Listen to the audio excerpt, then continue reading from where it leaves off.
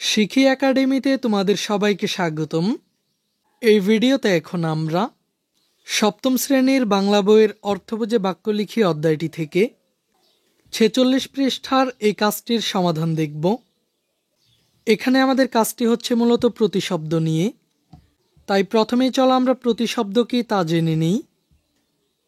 প্রতিশব্দ বলতে বোঝায় এমন কিছু শব্দ যেগুলো কাছাকাছি অর্থ প্রকাশ করে, যেমন গাছ শব্দটি কখনো বৃক্ষ, কখনো তরু, কখনো উদ্ভিদ, কখনো লতা, আবার কখনো তৃণ বোঝায়।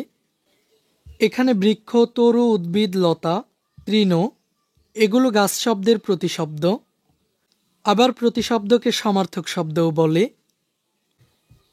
এখানে নিচে কিছু শব্দের প্রতিশব্দ দেওয়া হলো, তোমরা এই শব্দগুলোর প্রতিশব্দগুলো নিজেরা পড়ে নিবে।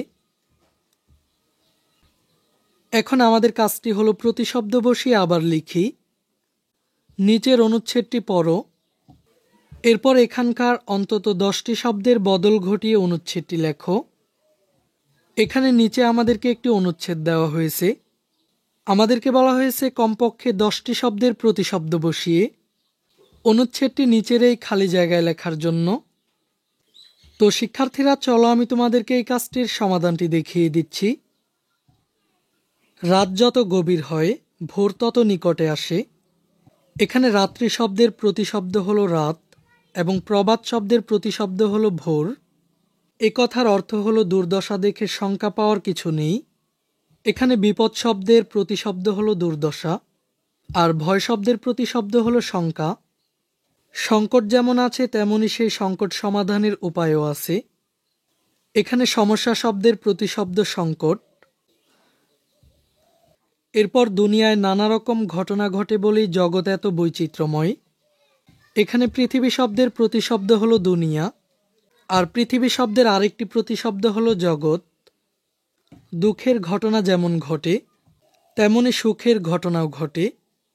এখানে আনন্দের শব্দটির প্রতিশব্দ হলো সুখের। অন্যের দুঃখে দুঃখী হতে হয়, আর অন্যের সুখে সুখী হতে হয়। এখানে আনন্দে শব্দটির প্রতিশব্দ হলো সুখে, আর আনন্দিত শব্দটির প্রতিশব্দ হলো সুখী।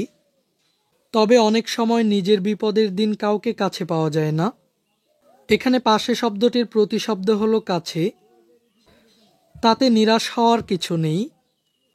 এখানে হতাশ শব্দটির প্রতিশব্দ হলো নিরাশ। এরপর মেঘ কেটে যেমন সূর্য ওঠে, তেমনি দুঃসময় কেটে মনোরম সময় আসে। এখানে সুন্দর শব্দটির প্রতিশব্দ হলো মনোরম। এই ক্লাসে এই পর্যন্তই। পরবর্তী ক্লাসটিতে আমরা বিপরীত শব্দ নিয়ে আলোচনা করব। শিক্ষার্থীরা, এই ক্লাসটি তোমাদের কাছে কেমন লেগেছে তা আমাকে কমেন্ট করে জানিয়ে দাও। আর আমাদের চ্যানেলে নতুন হয়ে থাকলে চ্যানেলটিকে এখনই সাবস্ক্রাইব করে রাখো।